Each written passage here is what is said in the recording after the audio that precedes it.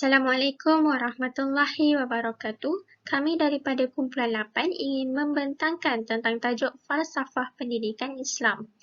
Kumpulan kami terdiri daripada Yoh Sun Hong, Nur Fatin Hanani binti Raihan, Nur Fatihah binti Mas'ud, Nurul Ashikin binti Adnan dan Nur Syazwani binti Saman. Definisi falsafah pendidikan Islam. Falsafah pendidikan Islam merupakan suatu usaha berterusan untuk menyampaikan ilmu, kemahiran serta penghayatan Islam berdasarkan Al-Quran dan As-Sunnah bagi menjadi hamba Allah yang bertanggungjawab untuk kebaikan dunia dan akhirat. Bagi ciri-ciri dan syarat-syarat falsafah pendidikan Islam, ia merangkumi dari segi aspek sesuai dengan ruh Islam, berkaitan dengan realiti, dibina dengan ilmu pengetahuan dan pengalaman, bersifat universal, bersifat memilih, bebas dari pencanggahan prinsip dan kepercayaan, mempunyai contoh yang jelas serta bersifat dinamik dan berkembang. Bagi konsep pendidikan Islam, konsep pendidikan Islam adalah berdasarkan konsep pendidikan Rabbani yang bersumberkan bimbingan ilahi. Konsep pendidikan Islam juga berdasarkan konsep mencari ilmu sepanjang hayat serta mendidik dengan kata-kata nasihat. Ia juga menjaga kebersihan dalam semua aspek dan tugas memberi pendidikan Islam adalah tugas ibu bapa serta masyarakat. Pendidikan Islam mempunyai dua maksud, iaitu secara khusus dan umum. Bagi pendidikan Islam secara khusus, ia merangkumi akidah, ibadah, sejarah, tafsir dan lain-lain. Bagi pendidikan Islam secara umum, ia merangkumi nasihat yang boleh membangunkan potensi individu melalui semua mata pelajaran di sekolah. Bagi konsep falsafah pendidikan Islam, ia merupakan proses penyampaian ilmu yang berterusan sehingga menjiwai dan menyerap dalam pemikiran. Ia juga melatih akal, jasmani, kemasyarakatan dan akhlak yang bersumberkan Al-Quran dan As-Sunnah serta mendidik anak agar menjadi insan yang baik. Itu sahaja daripada saya. Seterusnya saya akan serahkan kepada ahli kumpulan saya yang lain. Terima kasih.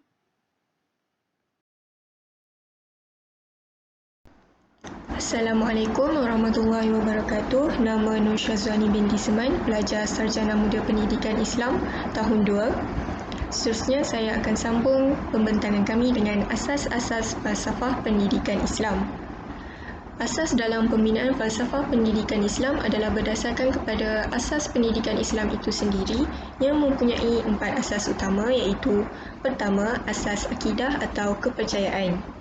Asas akidah ini yang menyemaikan kepercayaan dan keyakinan kepada kewujudan Tuhan, iaitu Allah Subhanahu Wa Taala. Kedua, asas ibadat dan asas pengabdian diri. Asas ini berlaku dalam konteks menjalankan tugas dan amanah Allah selaku khalifah di bumi. Ketiga, asas tasyri' atau perundangan.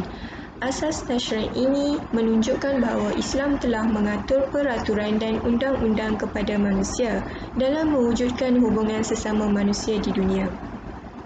Islam juga telah menetapkan hukuman dan balasan terhadap mereka yang melanggar undang-undang atau peraturan tersebut. Asas yang terakhir ialah asas akhlak atau nilai murni. Akhlak merupakan asas utama kepada pendidikan Islam yang bermatlamat untuk melahirkan insan yang memiliki sasiah yang mulia. Sumber falsafah pendidikan Islam. Falsafah pendidikan Islam berteraskan kepada dua sumber utama, iaitu Al-Quran dan As-Sunnah yang lengkap dan sempurna. Falsafah pendidikan menurut kacamata Islam tidak hanya berasaskan kepada pemikiran manusia sahaja, bahkan ia juga harus berteraskan kepada firman Allah Subhanahu Wa Taala dan sunnah Rasulullah SAW. Oleh itu, falsafah yang tidak berteraskan kepada sumber-sumber ini pastinya akan pincang dan membawa kepada kegagalan. Hubung kait antara falsafah pendidikan Islam dalam falsafah pendidikan kebangsaan. FPK sebenarnya bergerak secara seiring dengan falsafah pendidikan Islam melalui beberapa elemen yang ada dalam kedua-dua falsafah. Pertama, usaha berterusan. Falsafah pendidikan kebangsaan menyebut bahawa pendidikan di Malaysia adalah usaha yang berterusan, iaitu bermula daripada kecil sehinggalah meninggal dunia. Falsafah pendidikan Islam pula menekankan konsep pendidikan seumur hidup, iaitu konsep yang sama dengan konsep usaha yang berterusan yang ada di dalam falsafah pendidikan kebangsaan. Kedua, menyeluruh dan bersepadu. Falsafah pendidikan kebangsaan menyebut tentang mengembangkan potensi individu secara menyeluruh dan bersepadu, sama ada dari segi intelek, rohani, emosi dan jasmani.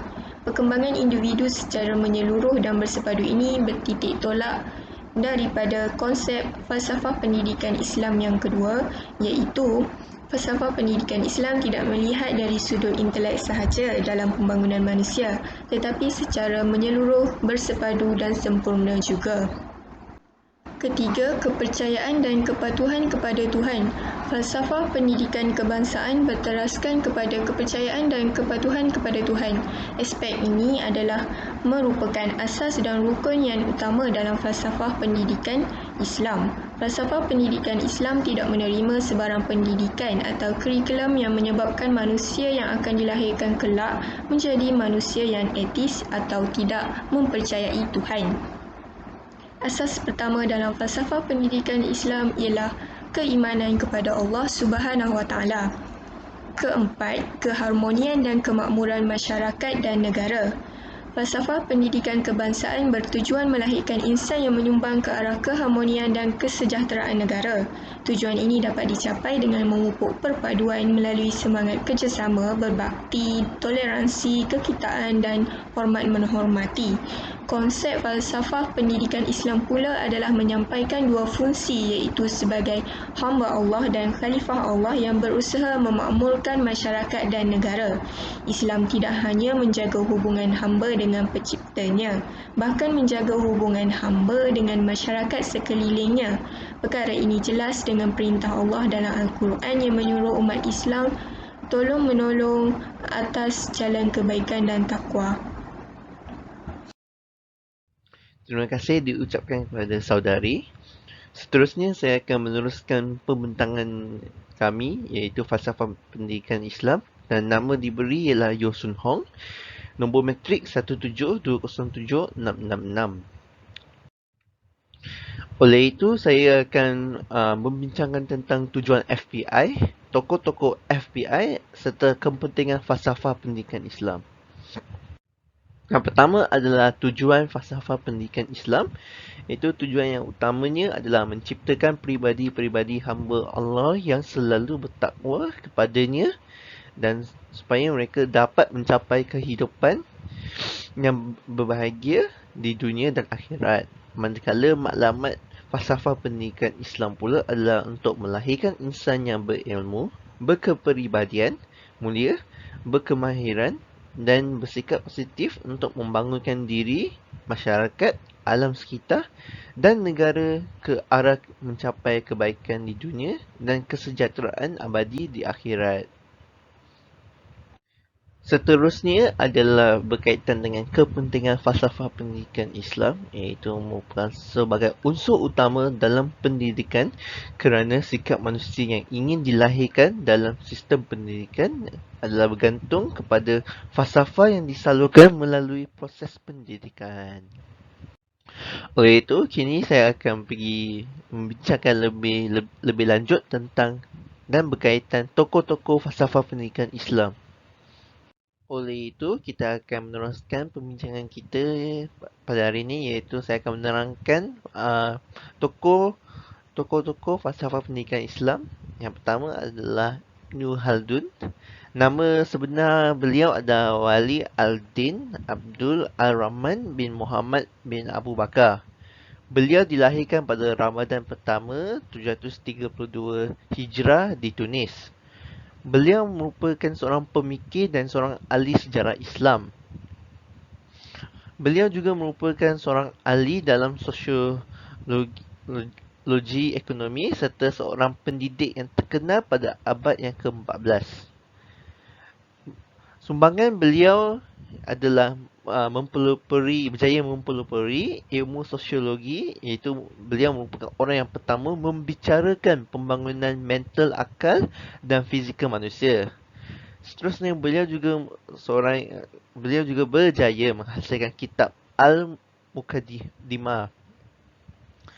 Pada sumbangan beliau dari faktor ekonomi pula ialah beliau berpendapat bahawa kemajuan negara bergantung pada kekuatan ekonomi, dan beliau juga berjaya menghasilkan kitab Al-Ibah, dan beliau juga berpendapat bahawa rezeki perlu dinikmati bersama dengan adil. Seterusnya sumbangan beliau dari faktor politik pula iaitu beliau ialah pengasas filosofi sejarah melalui kitab Al-Ibah. Maksudnya beliau juga mengemukakan teori yang mempengaruhi gaya pemikir politik melalui kitab Al-Ibah. Dan beliau yang terakhir ialah beliau berpendapat bahawa asas untuk membina peribadi dan negara adalah berasaskan Islam. Tokoh yang seterusnya ialah Al-Farabi, iaitu nama sebenar beliau adalah Abu Nashri Muhammad Ibnul Al-Farabi. Beliau dilahirkan di Wasish yang berdekatan Farab di Turkistan pada tahun 260 Hijrah, dan beliau merupakan seorang saintis terkemuka Islam dan yang termasyhur. Beliau berjaya menghasilkan hasil kerja dan penulisannya terutamanya dalam bidang falsafah, logik dan sosiologi. Antara sumbangan beliau adalah membuat kajian mengenai logik dengan memudahkannya melalui cara membahagikan kepada dua kategori, iaitu idea dan bukti. Dari faktor sosiologi pula, beliau telah berjaya menulis buku yang bertajuk Ara Al-Madinah Al-Fadilah. Dan manakala beliau juga berjaya menulis buku mengenai muzik yang dikenali sebagai Kitab Al-Musika. Seterusnya beliau juga berjaya mereka cipta beberapa peralatan muzik selain menyumbang kepada ilmu nota muzik. Dan beliau juga berjaya menulis mengenai ilmu logik Yunani secara teratur dalam bahasa Arab. Dan dalam bidang fizik pula, beliau berjaya menunjukkan kewujudan konsep kekosongan. Tokoh yang seterusnya saya akan membincangkan ialah Ibnu Sina, iaitu nama penuh beliau adalah Abu Ali Al-Husain bin Abdullah bin Hasan Ali bin Sina. Beliau dilahirkan di desa Afsana, Afghanistan pada 375 Hijrah bersamaan dengan 985 Masihi. Kehebatan beliau adalah dalam bidang perubatan dan dalam bidang falsafah. Beliau juga banyak mempengaruhi kebudayaan di barat. Nama terkenal beliau adalah Avicenna yang sentiasa meniti di bibir masyarakat barat di Eropah. Antara sumbangan Ibnu Sina ialah beliau berjaya menghasilkan sebuah karya bertajuk Remedies for the Heart yang mencangkirkan sajak-sajak mengenai perubatan. Dalam buku beliau ini terdapat 760 jenis penyakit berserta dengan cara untuk menawarkan penyakit-penyakit tersebut. Dalam buku tersebut, beliau juga telah membuat kajian terhadap tubuh manusia yang dikenali sebagai anatomi. Beliau juga berjaya memperkembangkan ilmu diagnosis melalui denyutan jantung untuk mengenal pasti ketidakseimbangan hormon yang berkenaan. Seterusnya, beliau juga berjaya memperkembangkan ilmu psikologi dalam perubatan yang dikenali sebagai ilmu perubatan psikometrik. Maafkan saya, iaitu dikenali sebagai ilmu perubatan psikosomatik. Yang terakhir ialah beliau merupakan seorang saintis yang pertama yang berjaya menerangkan mengenai bahagian-bahagian berbeza pada mata seperti kornea, koroid, iris, retina, lapisan kanta dan lain-lain. Itu sahaja daripada saya. Sebenarnya ada lagi banyak tokoh, tetapi jika saya meletakkan kesemua tokohnya, saya rasa pembentangan ini akan mengambil berjam-jam. So, itu sahaja daripada saya. Sekian, terima kasih. Okey, seterusnya saya Nurul Asyiki binti Adnan, nombor matrik 172047770 akan menerangkan tentang perkembangan falsafah pendidikan Islam dalam sistem pendidikan negara di Malaysia.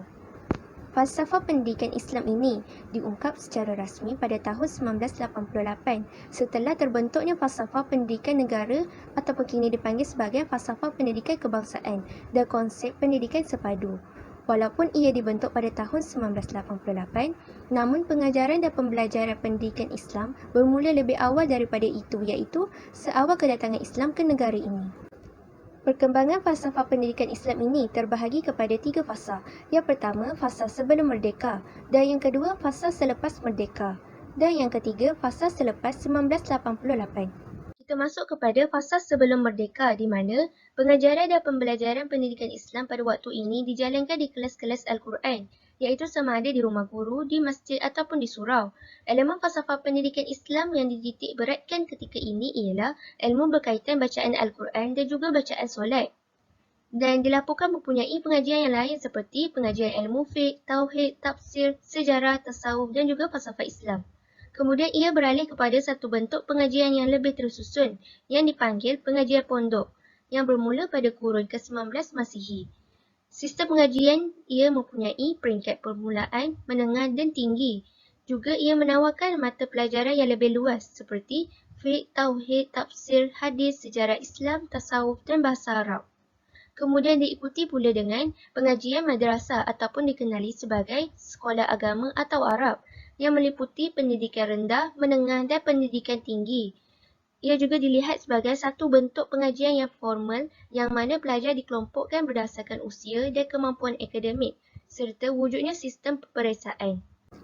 Dan yang kedua, fasa selepas merdeka, di mana fasa perkembangan falsafah pendidikan Islam banyak dipengaruhi oleh beberapa dasar pendidikan ataupun pelajaran ketika itu, seperti Penyata Razak 1956, Penyata Rahman Talib 1960 dan Akta Pelajaran 1961. Dan pada fasa ini, mata pelajaran pendidikan Islam dimasukkan ke dalam sistem pendidikan negara, tetapi ia diajar di luar waktu persekolahan iaitu pada waktu petang. Dan yang ketiga, fasa selepas 1988. Ekoran Laporan Jawatan Kuasa Kabinet Mengkaji Dasar Pelajaran 1979 dan Pendidikan Negara yang dilihat bersifat sekular, maka negara membentuk falsafah pendidikan Islam pada tahun 1988. Dan pada masa ini, mata pelajaran pendidikan Islam mencerminkan falsafah pendidikan Islam yang telah dibina, di mana pengajaran tidak kepada aspek penyampaian teori ataupun ilmu, tetapi juga pada aspek praktikal dan penghayatan.